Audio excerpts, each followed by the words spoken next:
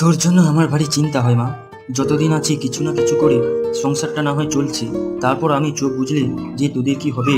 সে আমার দুর্ভাগ্য বাবা, তুমি আর কি করিবে বলো। হ্যাঁ রে, যখন তোর মা বেঁচে ছিল ভাবনা সেরকম কিছু আমার ছিল না, কিন্তু এখন তুই আর কত দিক সামলাবি। তুমি এত চিন্তা করো না বাবা, এমনিতেই তোমার শরীর খারাপ, তার ওপরে সারাক্ষণ দুশ্চিন্তা করে যাচ্ছে। মন্টুটার যে কি হলো, কত আশা নিয়ে তোর সঙ্গে বিয়ে দিলাম। গ্রামেরই ছেলে, দেখতে শুনতে ভালো, স্বভাব চরিত্রও ভালো, তাই ভেবেছিলাম ঘর জামাই করে রাখবো। আমাদের একমাত্র সন্তান তুই, ভেবেছিলাম সবাই মিলেই একসাথে এ বাড়িতে থাকবো। সেটাই হয়তো ভুল হয়েছিল আমাদের। আমি কিন্তু প্রথম দিন থেকেই মেনে নিতে পারিনি ব্যাপারটা, নিহাতি তোমরা জোর করলে তাই। হ্যাঁ মা, আমারই দোষ। ভাবলাম জামাই এ বাড়িতে সুখে থাকবে, আমার জমি জমা দেখাশুনো করবে, কারবার দেখবে, আর এখন খাচ্ছে দাচ্ছে আর পড়ে পড়ে ঘুমাচ্ছে, কিছু বলতে গেলেই শুধু দাঁত বের করে হাসে। তাই তো ভাবছি কি হবে ভবিষ্যতে। জামাই বলে কথা, বেশি কিছু তো বলতে পারি না। তুমি বাবা পুলিশে খবর দাও, থানায় ধরে নিয়ে যাক, আমার শান্তি তাতে। রোজ 3 বেলা রাজ্যের রান্না করতে হবে না। কি যে বলিস মা, জামাই কি চোর না ডাকাত যে পুলিশে ধরে নিয়ে যাবে? কাজকর্ম না করে সারাদিন খাওয়া আর ঘুমানো তো আর আইনত অপরাধ নয়? আমাদের সঙ্গে কখনো খারাপ ব্যবহারও করেনি ও। কিন্তু বাবা, এইভাবে তো আর কতদিন চলবে? তুমি বা আর কত দিক সামলাবে? ওকে জোর করে নিয়ে যাও কাজে তোমার সঙ্গে। সে চেষ্টাও তো করেছিলাম, পাওনাদারদের কাছে টাকা আদায় করতে পাঠিয়েছিলাম, মাঝ রাস্তায় গাছের নিচে ঘুমিয়েছিল, শেষে খুঁজে পেতে বাড়িতে ফিরিয়ে নিয়ে এসেছিলাম। না হলে তুমি বাবা একবার পঞ্চায়েত প্রধানের সঙ্গে দেখা করো, দেখো যদি কিছু সমাধান হয়। ঠিক বলেছিস মা, সমীর বাবু অত্যন্ত সহৃদয় ব্যক্তি। দেখি কাল সকালে একবার ওনার সঙ্গে কথা বলে জামাইকে নিয়েই যাব তাহলে। না না বাবা, তুমি আগে একবার একা কথা বলে এসো, পরে দরকার পড়লে ওকে নিয়ে যেও। আচ্ছা মা, তাই হবে।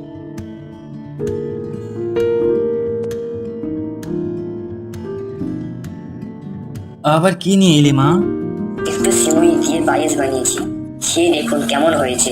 আরে সিমুই পায়েস আমার তো খুব পছন্দের জিনিস। আহা হা হা, ভারী সুন্দর সুবাস আসছে তো। আহা হা। আগে খেয়ে দেখুন চাচা, স্বাদ কেমন হয়েছে।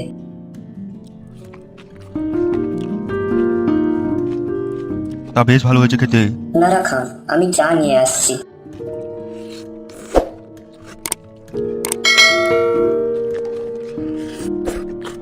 আমি তো একটা কাজে এসেছি বাবা জীবন।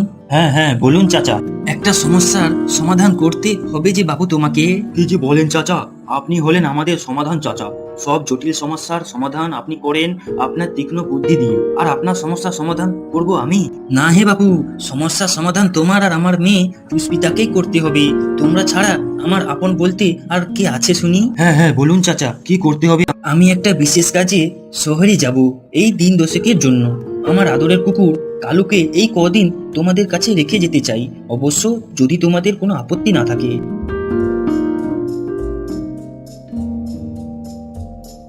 কালু থাকবে আমাদের বাড়ি, খুব ভালো হবে চাচা, আমি খুব যত্ন নেব ওর। হে হে হে হে হে, তাহলে তো আমার সমস্যার সমাধানই হয়ে গেল। কিন্তু আপনি এতদিন না থাকলে গ্রামের অন্যদের সমস্যার সমাধান হবে কিভাবে চাচা? সে তুমি ঠিক পারবে, তোমারই বা বিদ্যে বুদ্ধি আর কম কিসে? চাটা খেয়ে নিন চাচা, না হলে ঠান্ডা হয়ে যাবে।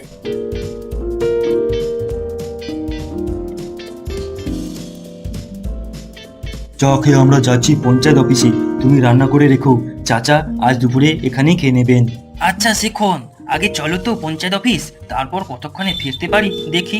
সে আপনারা আপনাদের সময় আসুন না, আমি সব রান্না করে রাখ। সত্যি তোমাদের মতো মেয়ে জামাই পাওয়াও খুব ভাগ্যের ব্যাপার। আর আপনার মতন চাচাপা অনেক জন্মের পুণ্যের ফল। মা বাবা মারা যাবার পর থেকে আপনি তো আমার বাবা। সবই তো শুনলেন আপনারা, সুমিত্রা বলল আপনাদের পরামর্শ নিতে। আচ্ছা, তাহলে সমস্যা এই যে ঘর জামাই এখন ঘর কোনো হয়ে পড়েছে, কাজকর্মে মন নেই, শুধুই শ্বশুরের সম্পত্তি ভোগ করছে, তাই তো? ভগবানের কৃপায় আমার সম্পত্তির পরিমাণ কিছু কম নয়, কিন্তু আমার অবর্তমানে এইসব দেখাশোনার জন্য কেউ তো থাকা দরকার। জমি জমা, কাজ কারবার, এসব তো মেয়ের পক্ষে সামলানো সহজ নয়। তা তো বুঝলাম, কিন্তু সে কথা তো আপনি আপনার জামাইকে বুঝিয়ে বলতে পারেন। চেষ্টা তো অনেক করেছি, কিন্তু ফল কিছু হয়নি। আচ্ছা, আপনার জামাইয়ের বুদ্ধিশুদ্ধি কম মনে হয়, মানে সরল সাদাসিধে? না না, বেশ বুদ্ধিমান, কর্মা ছেলে ছিল আগে, কিন্তু ঘর জামাই হওয়ার পর থেকেই অকর্মণ্য হয়ে পড়েছে। তার মানে সারা জীবনের কামাই খাচ্ছে বসে জামাই? হ্যাঁ হা হা হা হা হা। হ্যাঁ, তা অনেকটা সেরকমই। মেয়েও মাঝে মধ্যে রাগারাগি করে বটে, কিন্তু জামাইয়ের কোনো হেলদোল নেই তাতে। কি যে করি কিন্তু জ্ঞানভূষণ বাবু, আপনি বলছেন আপনার জামাই সৎ, চরিত্রবান, নির্বিবাদী। তাহলে তো বা আইনত আমরা বিশেষ কিছু সাহায্য করতে পারবো না। তাই একদিন নিয়ে আসুন না আপনার জামাইকে, আমরা দুজন বুঝে দেখি কিছু লাভ হয় কিনা, তাই তো চাচা? হ্যাঁ বাবা বাদল, ঠিক বলেছো। জ্ঞানভূষণ বাবু, আপনি দেখুন তো জামাইকে নিয়ে কাল আসতে পারেন কিনা। আচ্ছা, তা ঠিক আছে। এই যে সমীর বাবু, আমার জামাই মন্টু, আর ইনি হলেন প্রধান মশাই, আর ইনি সমীর বাবু, সমাধান চাচা। আচ্ছা বাবা মন্টু, তোমার কি করতে ভালো লাগে বলো তো? আগে আমার খেতে খুব ভালো লাগে আর কি ভালো লাগে? আর ঘুমোতে। এই সময় তো আমি ঘুমিয়েই থাকি, আর যেখানে আসতে হলো তাই। বলো কি, এই বেলা পর্যন্ত তুমি ঘুমিয়ে থাকো? কেন ঘুমবো না? আমার শ্বশুর মশাইয়ের কত সম্পত্তি, আর আমি একমাত্র জামাই, ঘর জামাই। তা আমি ঘুমবো না তো কি করব শুনি? আমি ঘর জামাই, তাই খাই দাই আর ঘুমোই। কিন্তু এইভাবে কাজকর্ম যদি কিছু না করো, তাহলে ভবিষ্যতে চলবে কি করে বাবা, সেটা ভেবেছো? আমাকে ভাবতে হবে বাবা, কিন্তু আমি কেন কিছু ভাবতে যাব? আমি তো ঘর জামাই, ভাববেন তো আপনি। কিন্তু ওনার অবর্তমানে তখন কি হবে? কিন্তু উনি তো বলেছিলেন ওনার অনেক সম্পত্তি, তাই আমাকে ঘর জামাই করে রাখতে চান। আমার তো সম্পত্তি অনেক ছিল, কিন্তু দেখাশোনার লোকের অভাবে সব বেহাত হয়ে যাচ্ছে। তা এইসব তো তোমারই দেখা উচিত বাবা মন্টু। ও তাই বুঝি, কিন্তু আমার তো এখন আর কাজ করতে ইচ্ছে করে না।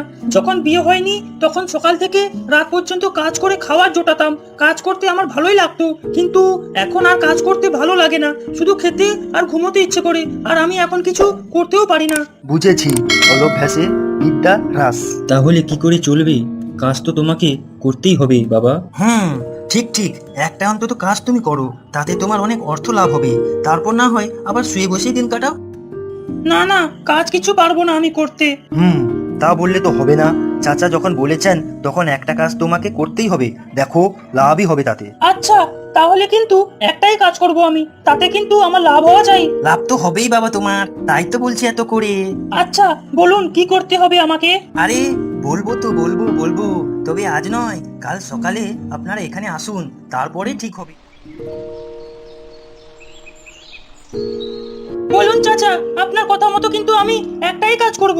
হ্যাঁ জানি তো, তাই তো কি কাজ করবে আগে থেকেই ঠিক করে রেখেছি। কি কাজ করবে চাচা? আপনার যে কলা বাগানটা আছে সেটা আপনার জামাই মন্টুকে পরিষ্কার করতে হবে। তারপর আপনার যে পুকুরটায় আগাছায় ও কৈলারি পাতায় ভর্তি, সেটা সেটা পরিষ্কার করতে হবে। আর সবশেষে ওই উত্তর দিকে ক্ষেতটায় কোপাতে হবে। ও বাবা, এ তো অনেক কাজ। আপনি তো চাচা বলেছিলেন একটা কাজ। একটাই তো কাজ, পরিষ্কার করা, তবে 3 জায়গায়। এগুলো করলেই তোমার ছুটি। ঠিক আছে, কাল থেকে শুরু করব তাহলে। এই কাজগুলো শেষ হয়ে গেলে কিন্তু আবার আমি শুধু খাবো আর ঘুমাবো। আচ্ছা আচ্ছা, তাই হবে।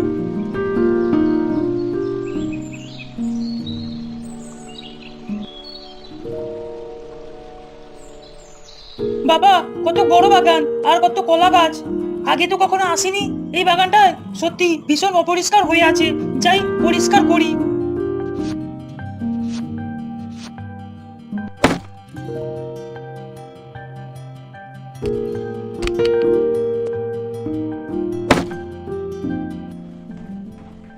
কই গো তুমি? আসো, খাবার নিয়ে এসেছি তোমার জন্য। এই তো সুমিত্রা, আমি এখানে। সত্যি বড় খিদে পেয়েছিল। জানো সুমিত্রা, কলা বাগানটা পরিষ্কার করে কত কলা পেয়েছি দেখো। সত্যি? এ তো অনেক গো। এগুলো বরং যাও বাজারে বিক্রি করে আসো, ভালো টাকা পাবে। ঠিক বলেছো, চাচা ঠিকই বলেছিল।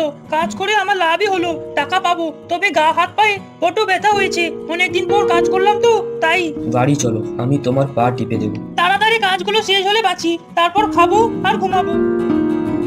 এ তো বিশাল পুকুর, কালো জলে টলটল করছে, কিন্তু কৈলারি পাতাতে ভরে গেছে। পুকুরের চারপাশেও আগাছায় ভর্তি হয়ে আছে, সিঁড়িগুলোতেও শ্যাওলা। ওই তো একটা বাঁশ আছে। হ্যাঁ, আগে কৈলারি পাতাগুলো পরিষ্কার করি।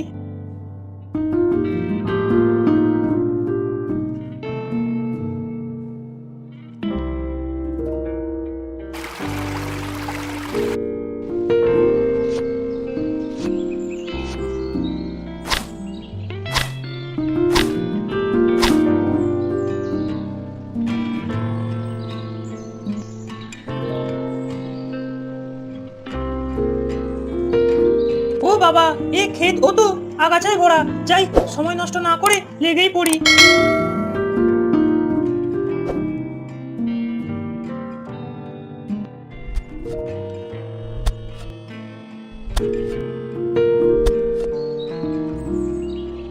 আবার এই ক্ষেত দেখাশোনার অভাবে আগাছা ঢাকা ছিল, কিন্তু দেখো এখন সব পরিষ্কার।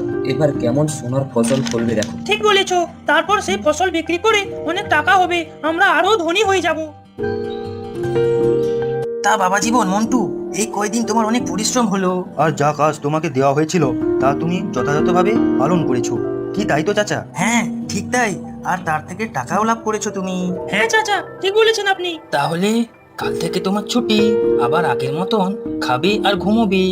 না চাচা, আর নয়, আমি আবার কাজের মধ্যে ফিরতে চাই। সে কি করে হয়? তুমি তো মাত্র একটা কাজ করবে বলেছিলে। আমি ভুল করেছিলাম প্রধান মশাই, আর এইবার সেটা আমি শুধরে নিতে চাই। কর্মই ধর্ম, সেটা আমি বুঝেছি। শুয়ে বসে থাকতে থাকতে আমি অলস হয়ে পড়েছিলাম, কাজের ইচ্ছেই চলে গেছিল। কিন্তু এই কয়দিন কাজ করে আমি আবার আগের কর্মদক্ষতা ফিরে পেয়েছি। আমি আবার কাজই করতে চাই। সব ভেবে চিন্তে বলছো তো? হ্যাঁ চাচা, পরিশ্রমের কোনো বিকল্প নেই, সেটা আমি বুঝেছি।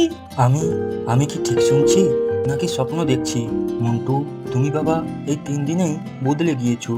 আবার আগের মন্টুকে আমরা ফিরে পেলাম। সত্যি চাচা, আপনি কি জাদু জানেন? অসম্ভবকে কি অনায়াসেই না সম্ভব করে ফেললেন আপনি। এর জন্যই তো আমাদের চাচা হলেন সমাধান চাচা। সব সমস্যার সমাধান আছে চাচার কাছে।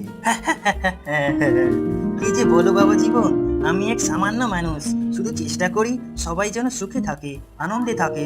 সবার ছোটখাটো সমস্যা, বাদ বিবাদ যদি একটু মিটিয়ে দিতে পারি, তাতেই আমার আনন্দ, আমার সুখ। তোমরাও সবাই ভালো থেকো, আর আমাদের বিটিএমপি ফিল্মস দেখতে থেকো। শেয়ার আর সাবস্ক্রাইব করতে ভুলো না কিন্তু। তো হ্যালো গাইস, আসসালামু আলাইকুম। আজকের ভিডিওটি কেমন লেগেছে আশা করে জানাবেন। নতুন নতুন ভিডিওগুলো পেতে চ্যানেলটি এখন সাবস্ক্রাইব করে পাশে থাকা বেল আইকনটি বাজে রাখুন। আপনাদের মাঝে নতুন নতুন ভিডিও আপনার মাঝে উপস্থাপন করা হবে। ভিডিওটা তৈরি করতে অনেক সময় সাপেক্ষর ব্যাপার হয়েছে। আপনারা দেখছেন 10 থেকে 15 মিনিটে, কিন্তু আমাদের তৈরি করতে অনেক সময় লেগে যাচ্ছে। তো যাই হোক, নতুন নতুন যদি ভিডিওগুলো যদি এখনই পেতে চান বা প্রতিনিয়ত পেতে চান, তাহলে আমাদের চ্যানেলটি এখন সাবস্ক্রাইব করে পাশে থাকা বেল আইকনটি বাজে রাখবেন। আর যে বিষয়টি অনেক জটিলতার মধ্য দিয়ে এখানে ভিডিও আপলোড করা হচ্ছে, এর জন্য ভিডিও দেরিতে দেওয়া হচ্ছে, এই জন্য দুঃখিত প্রকাশ করছি। এটা ফার্স্ট টাইম ফোকাস করা হচ্ছে, মানে ইউটিউব চ্যানেলে প্রথম ভিডিও আপলোড করা হচ্ছে এই চ্যানেলে। আরও কিছু কিছু চ্যালেঞ্জ আছে, ওগুলো আমি আস্তে আস্তে আপনার মাঝে উপস্থাপন করব। তো যাই হোক না কেন, আমাদের চ্যানেলটি এখনই সাবস্ক্রাইব করে পাশে থাকা বেল আইকনটি বাজে এখন। ধন্যবাদ জানাবো সকলকে জানাচ্ছি আন্তরিক শুভেচ্ছা এবং অভিনন্দন। আজকে ভিডিওটি এখানেই শেষ করছি। সবাইকে জানাচ্ছি আন্তরিক শুভেচ্ছা জানিয়ে আজকে ভিডিও এখনই শেষ করছি।